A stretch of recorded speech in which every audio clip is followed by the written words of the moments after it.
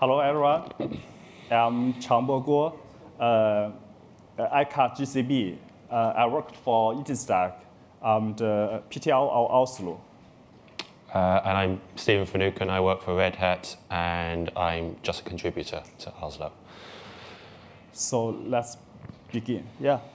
Oslo is a set of Python libraries containing code sold by other open source OpenStack projects. Currently, we have 35 libraries. Today, we have 5 updates during the package release. First is about the machine-readable sample config. It's all about the Oslo config. It's useful for deploy tools. The second, we introduced the global request ID. It's useful for operator to query what happened during the operations across OpenStack service. Then we have PBR, Oslo messaging, and Cliff updates. So first one is machine-readable sample config. Oslo config is extensive libraries for passing configuration files and command line arguments. It provides a CLI to generate a sample config. It can be used through the use the command. But how does it work? Two important parts. The first, Oslo config knows how to format for each type of config operations.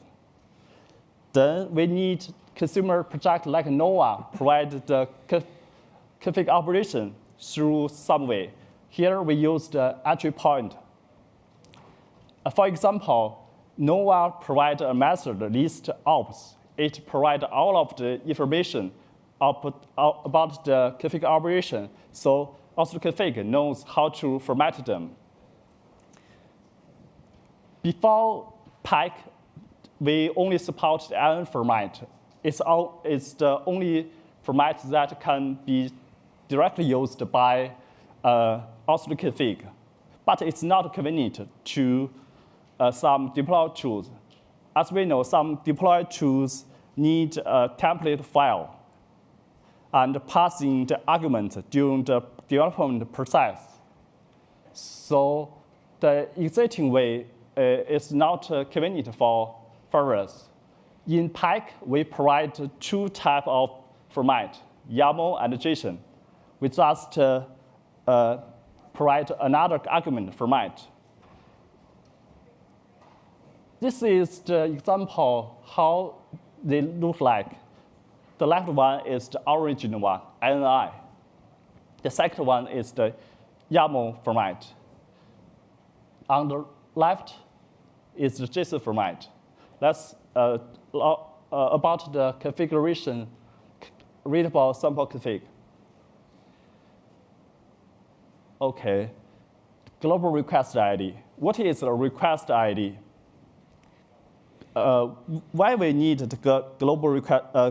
Why we need the request ID? The request ID have 2 usages. The first is to log in for tracing what happening during the operations. The second, the request ID can be recorded in the database for debugging later. There are some drawbacks with only request ID. Before Pike, the request ID was scoped or used only in a single service. That means if, for example, we put an instance, it may invoke service like Nova, sender, neutron, possibly sender. But in different services, it uses different request ID. It's not useful for operator to query what happened in the whole operation. So we need a way to provide the Unicode request ID across services we use. So the main idea is to OpenStack service accept inbound header on request.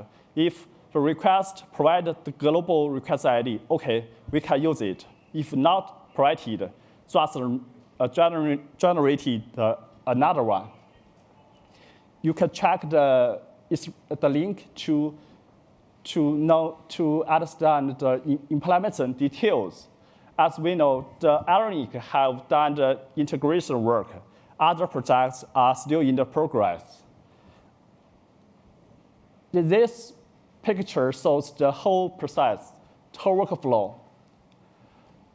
First, the Oslo contact to add global request ID to itself, then pass it to the OpenStack services like NOAA. When the OpenStack service wants to evoke another OpenStack service, they just pass the global ID to the other service client. The client will pass it to the other service.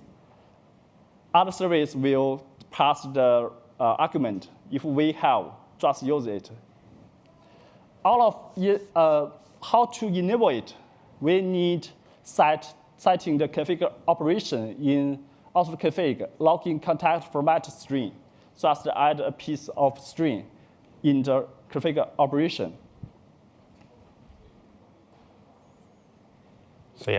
So PBR updates.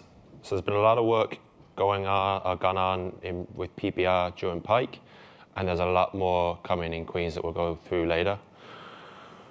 Firstly, PBR has overrides the Sphinx setup tools command. So if you run Python setup py build Sphinx, it'll build Sphinx documents for you. And at this point in time, we've kind of come to the conclusion that the way that we're doing this is kind of hacky and it keeps breaking. So we've been doing a lot of work this cycle to deprecate what the OpenStack only stuff that we're carrying downstream is and push this stuff back up to Sphinx upstream. So there's a couple of things. Most of the features that we've moved upstream, they have been available since the latest release of Sphinx, which is 1.6. In terms of actual changes that you should be making as a user of this tool, the main one is that the build Sphinx target no longer builds man pages for you automatically. So I think we went through and issued a patch bomb for a lot of projects to actually get them no longer using this feature. Outside of that, it's pretty much, you shouldn't see too much of an impact as a user. Some other stuff that's going on, there's a test runner. It now supports coverage generation. This doesn't actually matter as much because we're going to deprecate the test runner in the next cycle, more of that later. We also do things like PBR will automatically generate a changelog file for you. And a lot of people use that changelog in their documentation. If it contains invalid restructured text, then that can cause issues. We now do things like escaping unwanted characters as part of that output. And then just general kind of compatibility with pip tools.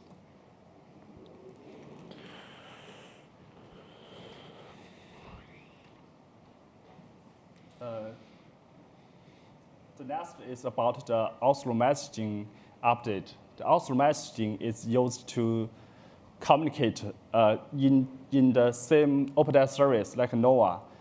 The process like NOAA conductor, NOAA API, scheduler, they talk each other with the Oslo messaging. There are 3 updates during the Pike release. 2 deprecation. Currently, there are we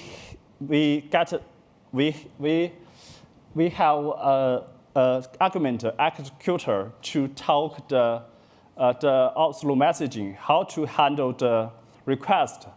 There are 3 types of values supported. The first is the threading. The second is event light. The last is the blocking. The blocking means all of the requests must be handled one by one. The former one must be finished. The later one must wait for the former one. Actually, in product environment, we never used the blocking executor.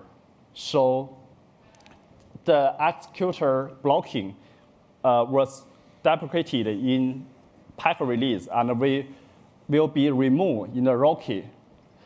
The argument executor was used by two methods. The first is get RPC server. The other is get notification server. These methods are used to different purpose. The first RPC just means send out the call the method on the other process. It needs wait the response from the other end. The notification server, the notification means just put the notification on the message bus. Don't care whether it can be received. So, but please note the argument executor have the default value is blocking. So we must set the argument in other OpenStack service. Yeah, the Pika driver deprecate, not Pike. The Pika is a driver, it's different driver for RabbitMQ. We can use it like this, just a string contains Pika. It's not, it's less well supported in Oslo messaging. There's no advantage over exiting Rabbit driver. For example, the performance and the stability. Yes, so just use Rabbit instead. It also be removed in the Rocky cycle. Yeah, the big change during the Pike, we introduced two new methods, get RPC transport and get notification transport. As I just talked, we have different purpose. So it's possible to use different backend to send the RPC request and the notification. It allows deployments to, so in other words, it allows developments to separate traffic and toll. So most of the work we've done in this release is to replace the legacy method get transport. Just to show the detail, in traditional development, RPC and notification go to the same Rabbit server. Then we can divide into different backend.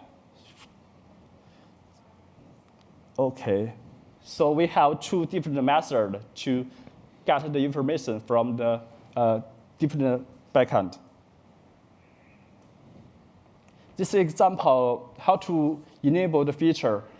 This is a piece of from the Nova config. We use the Oslo messaging notification group. Transport URL is can be different from the default one. So the default one is used for RPC. This is a traditional single backend deployment. All of the RPC and Notify share the same message bus. Now this is a durable backend deployment. We have two broker clusters, so the RPC can just talk the one broker cluster. Notification can be used another one. The hybrid backend deployment, so it's a potential to use non-broker-based protocol for RPC. So this is really a big change during the Pike release.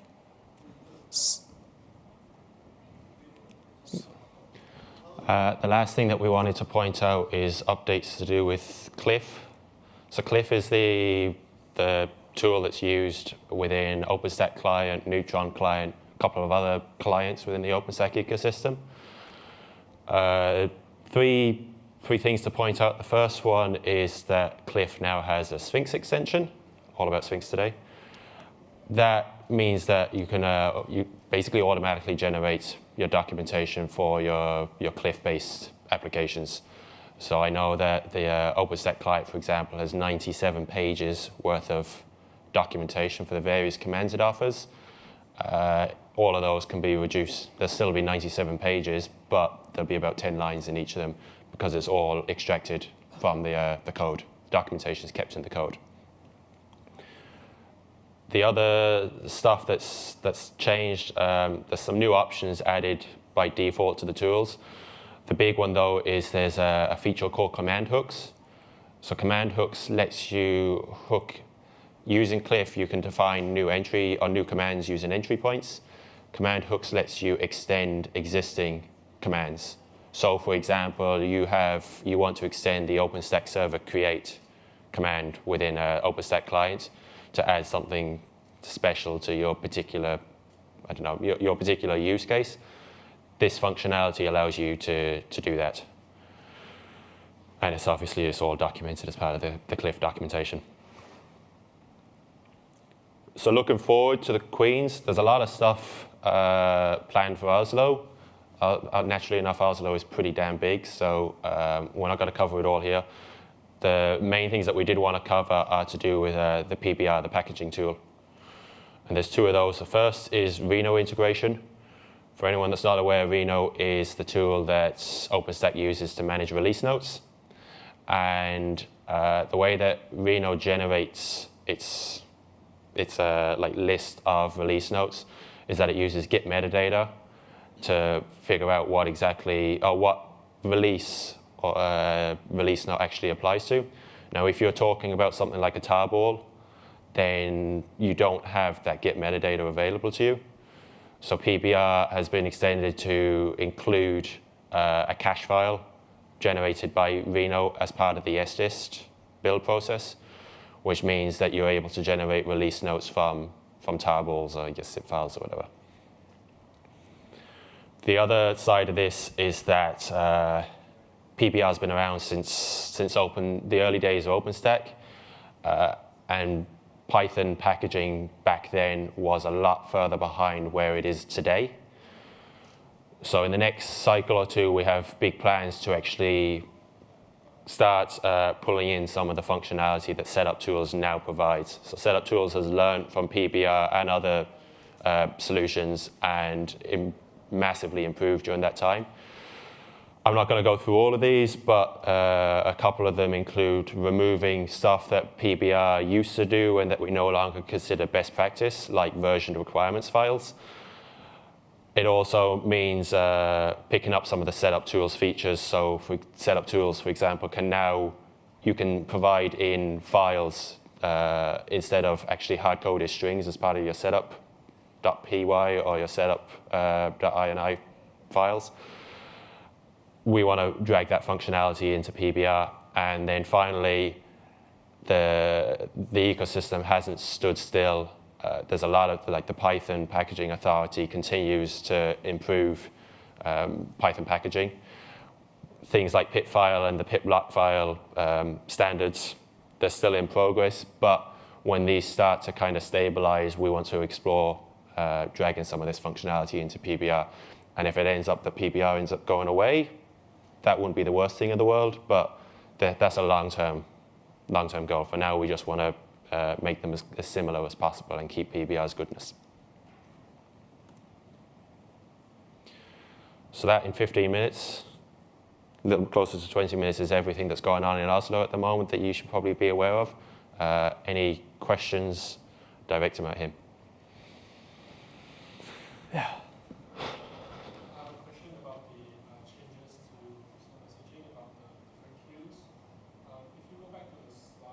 Okay.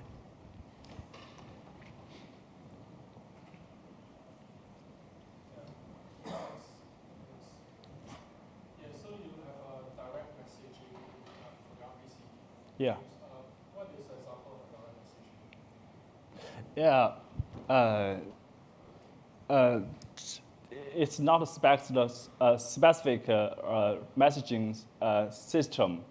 Yes, just means it can be used direct messaging like GRMQ. Yes. Why we need the direct messaging and the broker cluster? For the broker cluster, we need store the notification. Yeah, if all of the traffic into the same broker cluster, there's the performance issue. So we split them. If we use the direct messaging, we can get better performance. It's useful in the large development environment. So will this direct messaging still be like a bit faster, or use some other transport? As I know, some guys from the Red Hat is working on the QPID router miles. Yeah, so. So you can have like a different transport. Yeah. Yeah, actually, just to repeat the question for the recording, it was like what form would direct messaging take, and QPID. Yeah. Yeah. Good.